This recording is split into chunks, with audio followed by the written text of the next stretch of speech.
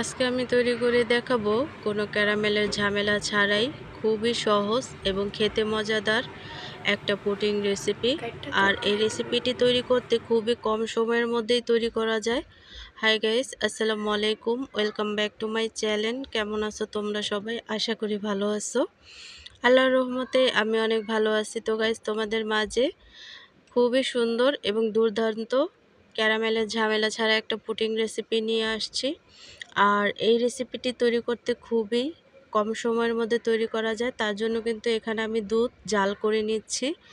যেহেতু তরল দুধ, সেই ক্ষেত্রে কিন্তু দুধটাকে একটু জাল করে একেবারে ঘন করে নিতে হয়।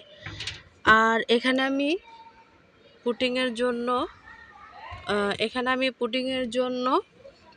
3টা ডিম নিয়ে নিছি।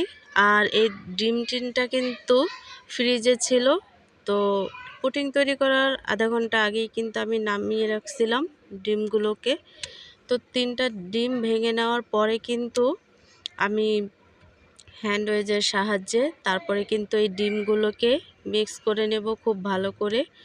আর যতটা সম্ভব একটু সময় নিয়ে এই ডিমগুলোকে মিক্স করে নেবে, তাহলে কিন্তু অনেক ভালো হয় ডিমগুলোকে মিক্স করে নিলে। আর মিষ্টি হওয়ার জন্য এখানে আমি অ্যাড করে দিচ্ছি চিনি। আর চিনিটা কিন্তু তোমরা তোমাদের টেস্ট অনুযায়ী দিবে, কমিয়ে বাড়িয়ে। কেউ মিষ্টি কম খাও, কেউ বেশি খাও, ওই অনুযায়ী কিন্তু দিতে পারো। আর এখানে আমি দিয়ে দিচ্ছি লবণ। লবণটা দেওয়ার পরে এখানে আমি অ্যাড করে দিচ্ছি তরল দুধ, যে দুধটাকে আমি জাল করে ঘন করে নিছি। তোমরা চাইলে কিন্তু গুঁড়ো দুধ দিয়েও করতে পারো। সেই ক্ষেত্রে দেখা গেছে গুঁড়ো দুধ দিয়েও কিন্তু এই পুডিংটা তৈরি করা যায়, আর খেতেও কিন্তু খুব ভালো লাগে। তো তরল দুধটা দেওয়ার পরে কিন্তু আমি খুব ভালো করে মিক্স করে নিচ্ছি। আর পুডিংটা তৈরি করার জন্য এই মোল্ডটা আমি নিয়ে নিছি। এই মোল্ডে আমি সেট করে নিচ্ছি, পুডিংটা তৈরি করে নেব। তো সবগুলো পুডিং রেসিপির রেসিপিগুলো তৈরি করছি সেগুলো কিন্তু দিয়ে দিচ্ছি। তো দেওয়ার পরে একটা ঢাকনার সাহায্যে আমি খুব ভালো করে ঢেকে, যাতে কোনো রকম ভিতরে ভাপ না যায়, সেই ক্ষেত্রে তেমন করে কিন্তু আমি এই মোলটা আটকিয়ে দিছি।